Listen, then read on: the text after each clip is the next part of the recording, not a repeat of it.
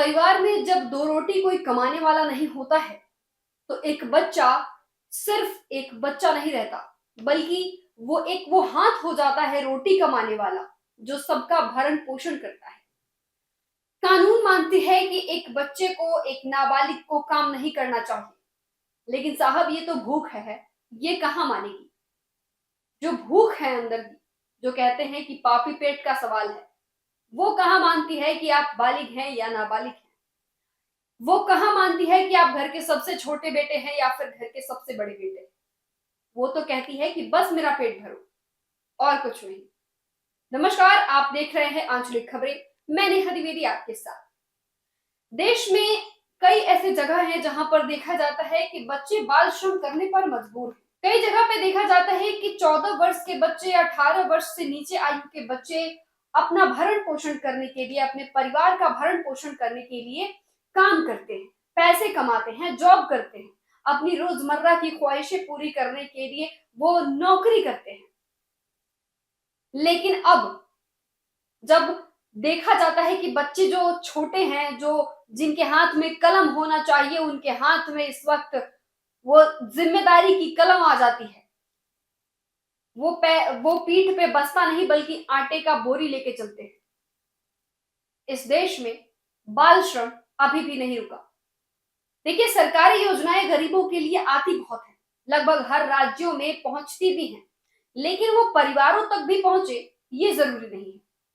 और ये खास तौर पे देखा गया है कि तमाम ऐसे राज्य हैं जहां पे सरकारी योजनाएं तो भर भर के हैं, ताकि सरकार पे कोई सवाल ना उठाए, लेकिन वो सरकारी योजनाएं उन गरीबों के पास पहुंचे तब तो हर बच्चा स्कूल जाए, हर बच्चा पढ़े लिखे, बाल श्रम कोई करे ही ना। लेकिन देखिए, कुछ चीजें जो होती हैं, कुछ योजनाएं जो होती हैं, वो कहीं ना कहीं बाल श्रम में दब के रह जाती हैं। कुछ योजनाएं जो होती हैं, नहीं रिटेक, कुछ योजनाएं जो होती हैं वो भ्रष्टाचार के हत्थे चढ़ जाती हैं, कुछ गरीबों तक पहुंचती ही नहीं है। कुछ ऐसे परिवार होते हैं जो लगातार तमाम मुद्दों को उठाते हैं, लेकिन भ्रष्टाचार की तेज आवाज में उनकी एक छोटी सी मासूम सी आवाज दब जाती है। बता दें कि ये परिवार में कई जगह पे देखा जाता है कि लोग अगर सरकारी योजनाओं की मांग भी करते हैं तो परिवार फिर से उसी मजबूरी में आ जाता है कि क्या करे साहब, मिलता ही नहीं है। देखिए, माता पिता के पास खुद रोजगार नहीं होता है, तभी जाके बच्चे निकलते हैं नौकरी के लिए, जिसमें जब माता पिता का काम छिनता है, मजदूरी नहीं मिलती, फैक्ट्री बंद हो जाती है, तो परिवार के लिए बच्चा ही सबसे आसान कमाई का जरिया बनता है और वही अपने परिवार का भरण पोषण करता है। हमारे ये बताने का देखिए बस मतलब ये है कि ये जो खबर हमारे सामने आ रही है, ये उत्तर प्रदेश बरेली के, ये जो हमारी रेडिक, ये जो खबर सामने आ रही है बरेली के मीरगंज कस्बे से आ रही है, जहां पे देखा जा रहा है कि एसडीएम से लेके और लेबर इंस्पेक्टर तक दोनों लोग सख्त नजर आ रहे हैं इस बात को लेके। आपको बता दें कि मीरगंज कस्बे से जहां प्रशासन अब मजदूरों को लेकर काफी सतर्क नजर आ रही है, लेबर इंस्पेक्टर और एसडीएम दोनों लोग, आलोक कुमार एसडीएम और लेबर इंस्पेक्टर, ये दोनों लोग करीब मीरगंज कस्बे के हर क्षेत्र में जाके, हर दुकानों पे जाके ये निरीक्षण कर रहे हैं कि ऐसा कोई बाल मजदूर तो नहीं जो कि मजदूरी करने पर मजबूर है, ऐसा कोई परिवार तो नहीं जो अपने बच्चे को मजदूरी करवाने पर मजबूर है। और इसके साथ ही देखिए, सीधे तौर पे ये भी कह सकते हैं कि इस दौरान जब निरीक्षण किया जा रहा था तो लगभग सारे दुकानदार भी इस बात को लेके काफी सजग और सतर्क दिखे कि कोई भी बच्चा उनके यहाँ कहीं काम तो नहीं कर रहा। देखिए, अब जाके प्रशासन काफी हाई अलर्ट पे नजर आ रही है। प्रशासन का ये कहना है कि कोई भी मजदूर बच्चा जो कि छोटा है, जो कि नाबालिग है, वो काम नहीं कर सकता है। इसके लिए सख्त से सख्त कार्रवाई की जाएगी, कानून बनाया जाएगा और जो भी बच्चों से बाल श्रम करवाएगा उसके खिलाफ भी सख्त एक्शन लिया जाएगा।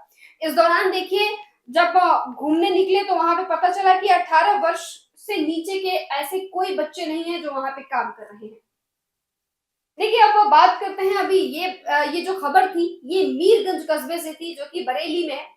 अब वहां की सतर्कता को देख के ऐसा लगता है कि पूरे देश में इस तरह का माहौल होना चाहिए और जहां जहां छोटे बच्चे काम कर रहे हैं उन छोटे बच्चों पे ये भी लागू होना चाहिए कि उनकी पढ़ाई लिखाई शिक्षा इन सब की जिम्मेदारी सरकार के साथ साथ समाज भी उठाए। देखिए, अगर सीधी सी बात है कि अगर जो ये योजनाएं चलाई जा रही हैं, अगर सरकार और एसडीएम का ये कहना है कि बालक जो छोटे बच्चे हैं, जो नाबालिग बच्चे हैं, वो काम ना करें, तो सवाल ये भी है कि अगर बच्चे काम नहीं करेंगे तो उनके परिवार का भरण पोषण होगा कैसे? और अगर भरण पोषण नहीं होगा तो उनके परिवार की रोजमर्रा की चीजें कैसे मिलेंगी? आखिर वो कैसे सरवाइव कर पाएंगे? या तो ये जो सरकारी योजनाएं हैं उन तक पहुंचाई जाए बेहद सतर्कता से, जितनी सतर्कता से ये जांचने में लगाया जा रहा है कि वो छोटे बच्चे काम कर रहे हैं कि नहीं। आखिर इनका कसूर क्या है? ये बच्चे पढ़ नहीं सकते क्या? क्या इनको उन सारी सरकारी सुविधाओं पे जो इनके लिए ही बनाई जाती है, इनके वोट से, इनके मतदान से बनाई जाती हैं, क्या उनको मिलने का कोई अधिकार नहीं? अगर ये फैसला लिया जाता है कि ये बच्चे काम नहीं करेंगे, तो क्या इस बात का पुख्ता कोई इंतजाम है कि ये जो बच्चे हैं इनका भरण पोषण कौन करेगा? इनकी पढ़ाई लिखाई, मम्मी पापा, दवाई, सबका खर्चा कौन उठाएगा? ये सवाल प्रशासन से है और ये सवाल बहुत बड़ा सवाल है, जहां पे इस देश में देखते हुए देखा जा रहा है कि लेबर जितने भी हैं, लेबर कोड के बच्चे जितने भी हैं, उनको सतर्कता से बाहर निकाला जा रहा है ताकि वो काम ना करें। लेबर कोड अलग हो गया? नहीं, इस देश में खास तौर पे इस बात पे ध्यान दिया जा रहा है कि कोई भी बच्चा जो कि नाबालिग है वो काम ना करे, तो इस बात पे भी पुख्ता जोर दिया जाए कि अगर वो काम ना करे तो फिर उसका भरण पोषण करे कौन। आप हमें कमेंट करके जरूर बताइएगा इस पे सरकार की क्या राय होनी चाहिए, क्या कुछ होने चाहिए, क्योंकि देखिए योजनाएं तो बहुत है लेकिन गरीबों तक नहीं पहुंच पाती हैं क्योंकि वो भ्रष्टाचार के हत्थे चढ़ जाती है।